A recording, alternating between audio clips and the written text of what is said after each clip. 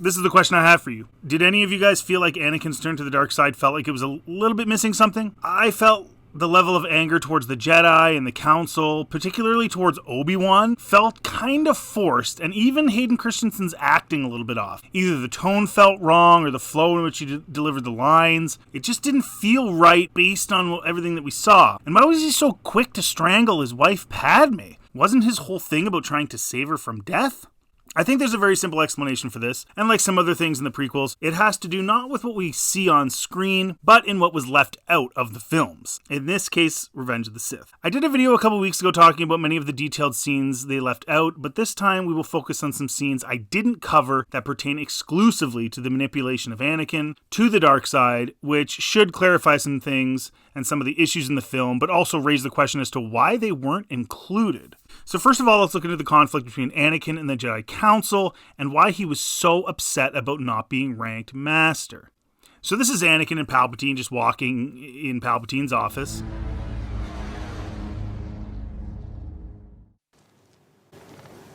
Anakin, this afternoon, the Senate is going to call on me to take direct control of the Jedi Council. The Senate is too unfocused to conduct a war. This will bring a quick end to things. I agree.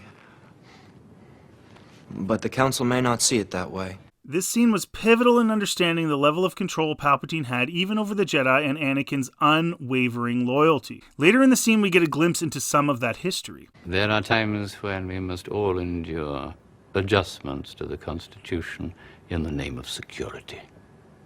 With all due respect, sir, the Council is in no mood for more constitutional amendments. Thank you, my friend. But in this case, I have no choice. This war must be won. Everyone will agree on that. Anakin, I've known you since you were a small boy. I've advised you over the years, when I could. He's known Anakin since he was a boy and advised him over the years. And you, young Skywalker, we will watch your career with great interest. He's known Anakin since he was a boy and advised him over the years. This is huge in that it shows us that Palpatine's influence over Anakin was not limited to just the last few years, but almost his entire life. After Qui-Gon dies, Palpatine essentially takes over as Anakin's father figure. You fought many battles the Jedi Council thought were lost.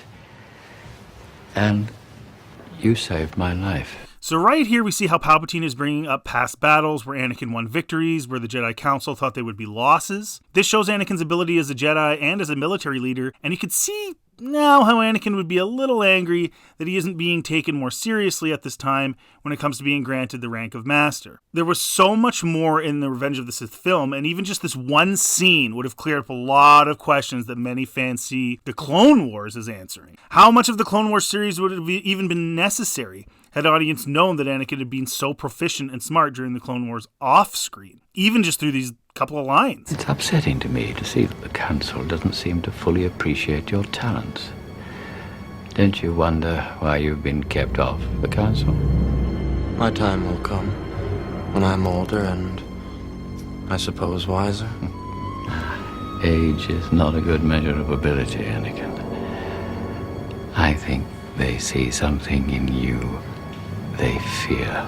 Palpatine then attributes the lack of acknowledgement by the Council to a lack of respect and an agenda. It's crazy this scene was left out. I put this scene even higher than the scene of the rebellious senators having a meeting to discuss Palpatine in terms of importance to the story. This should have been in the movie. They see your future, and they know your power will be too strong for them to control. They see you as a threat to their power. I hope you trust me, Anakin. Of course. I need your help, son. Palpatine asks him if he trusts him, and he says of course, which shows that their relationship has been close for a long time, dovetailing the previous lines about their relationship in the past. And again, we end up seeing a lot of this in the Clone Wars. But for people who never got into the Clone Wars, this scene would have really hammered a few very important points home. We then have a clear example of Anakin's ability and importance on missions that was also removed from the final film, which of course helps to explain why he wanted the rank of Master so bad and why he felt he deserved it. Far too many of them for that. Oh, yes, all right. Okay, first of all, I love the little baseball signals they use to communicate here. He's giving signs. Who's he giving signs to? I don't know. You gotta be kidding me. This kid is strong. Don't fire! The fuel tanks are rupturing! The slightest charge will blast us into oblivion. That's why they've stopped shooting. Hurry! Seal up the bulkhead in case there's a blast! Well, we're safe for the time being. Your idea of safe is not the same as mine. No structure.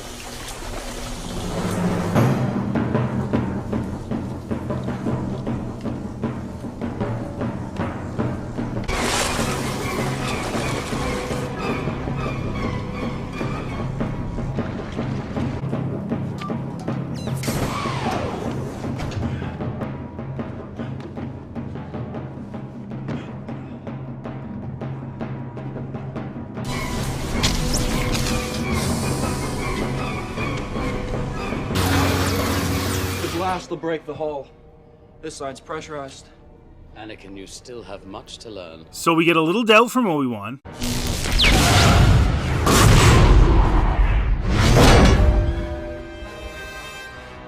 All right, I still have much to learn. Let's go. Here's a classic example of where Anakin was quite cunning and very valuable on missions. And keep in mind, Anakin has a little extra motivation as he's trying to save his friend for life, Palpatine, from Grievous. And there were more scenes like this one that showed to the audience clearly why Anakin felt he was really helping and in some ways beyond the Jedi who were instructing him.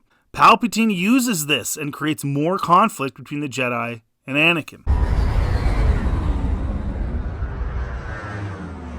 I understand your reservations completely, Senator, and I assure you the appointment of governors will in no way compete with the duties of the Senate. This is a very symbolic scene that shows Padme and other senators on one side, the ones that held the secret meeting igniting the initial rebellion, which was also removed from the film. And Anakin is on the other side, as they discuss Palpatine's amendment that basically took all power away from the Senate and gave it to his approved governors, something we see brought up by Tarkin in Episode 4. The last remnants of the old Republic have been swept away. It's impossible. How will the Emperor maintain control without the bureaucracy? The regional governors now have direct control over their territories. So you have all those senators that were involved in the rebellion meeting on one side, and Anakin and Palpatine on the other. That is so symbolic, and it's man, should have been. May I take it then that there will be no further amendments to the Constitution? I want this terrible conflict to end, just as much as you do, my lady. And when it does, I guarantee an immediate return to democracy. You are pursuing a diplomatic solution to the war, then? You must trust me to do the right things, Senator. That is why I am here. But surely... I've said I'll do what is right. I'm disappointed once again that this scene was removed, as it's really the first time we see Palps aggressively disregard the Senate openly, and it's right after he gains full power. That should be enough for your committee.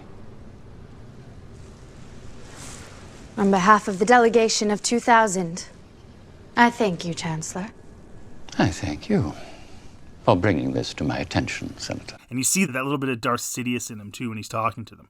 And Anakin looks away from Padme here like a foreshadow of his allegiance to Palpatine, overcoming even his love for her, which Palpatine plays a huge role in twisting, as we will see here and later in this video.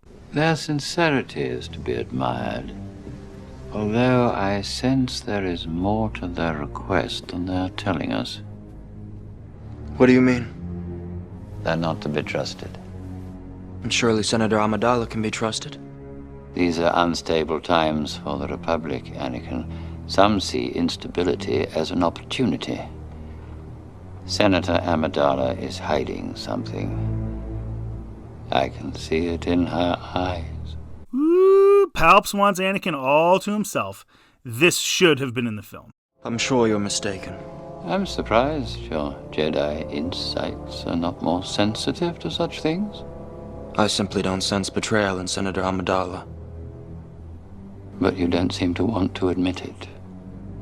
There is much conflict in you, Anakin. And the scene ends with Anakin taking a shot from Palps, as we discussed earlier, who is Anakin's father figure now, so he doesn't really snap back at him. Now we get into details about Palpatine getting in between Anakin and his wife Padme by bringing Obi-Wan into it in a rather sleazy way. First off, Obi-Wan Kenobi had a forbidden romance with the Mandalorian Duchess Satine Kryze. It does show he was willing to forsake oaths, and Anakin knew that they had had a relationship. He also tells Padme in a deleted scene that he's always known they were together, as in Obi-Wan always knew Padme and Anakin were together, and that she was the only thing that made Anakin happy. So Obi-Wan clearly took issue with the attachments rule in the Jedi Order, at least to the point where he was willing to break it.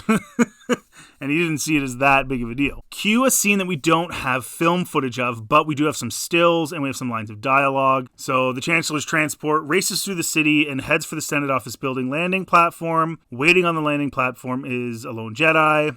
It's Anakin. The transport lands, and Chancellor Palpatine emerges with 4 royal guards and Mas Amedda. The 4 royal guards move off in another direction as Palpatine greets Anakin, who has been waiting for him. Palpatine says, "Well, Anakin, did you see your friend off?" Speaking of Obi-Wan. Anakin says, "He will soon have Grievous's head." Palpatine responds, "We can only hope the Council didn't make a mistake of not bringing Anakin." And then Anakin says, "The Council was very sure in its decision." They exit the landing platform, so right here Palpatine is sowing the seeds of doubt about the Council before manipulating Anakin away from Obi-Wan. So there's a bit of a combination here. So there's the Council, and then there's Obi-Wan. So then Palpatine says, "There are rumors in the Senate about Master Kenobi. Many believe he is not fit for this assignment to go deal with Grievous." "Not fit? Why would anyone think that?" said Anakin. "They say his mind has become fogged by the influence of a certain female senator." And then Anakin says, "That's ridiculous. Who?" And then Palpatine slyly says, "No one knows who she is, only that she is a senator." And then Anakin says, "That's impossible, I would know." And that actually right there also illustrates, Palpatine getting in his head, like, Obi-Wan would tell me if he had a relationship with a senator, right? Or if something was going on. So wait, Obi-Wan didn't tell me? What's going on here? And then Palpatine, "Sometimes the closest are the ones who cannot see." Anakin's close to him so he can't see it. Then Anakin becomes worried. Palpatine continues, "Idle Senate gossip is rarely true and never accurate. I'm sure your master will do fine." So he throws it in at the end after he's already got him worried. And then this is when Anakin gets anxious, jealous, and worried about Obi-Wan and Padme's relationship. That's a pretty important thing. Obi-Wan's been here, hasn't he? He came by this morning.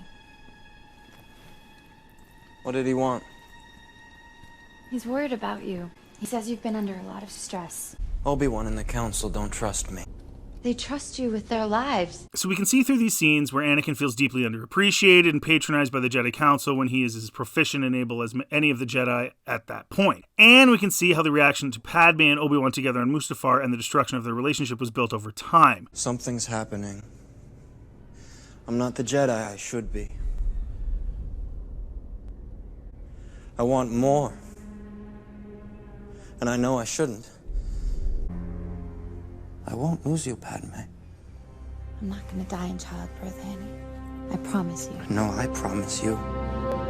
Even if we don't go so far as to say Anakin believed Obi-Wan was having an affair with Padme, at the very least, he believed she trusted Obi-Wan more and that she was hiding an agenda her and Obi-Wan had from him, and Obi-Wan, of course, hiding it as well. Overall, all of these scenes and more would have added greatly to the conclusion of Anakin's transformation into Vader. I think on some level, George Lucas felt it was too political after receiving harsh criticism, although the real story within those political scenes was the effect on Anakin. This led to some of the scenes in the final cut of Revenge of the Sith seem off-putting, though, without including this stuff, like the way Anakin behaves and stuff on Mustafar, and they would have had deeper meaning and made more sense, particularly, like I said, the scene with Padme, Obi-Wan, and Anakin on Mustafar, which feels a little bit weird, and all of these scenes would have made it feel much more natural, and Anakin's weird emotionalness and stuff would have felt a lot more natural, right? But with these added scenes, if you watch these scenes and then went back and watched that scene, you'd be like, oh, this feels totally exactly how it should have felt. What do you think? Should these scenes have been added? Could they have added these and taken others away and the film would have been better?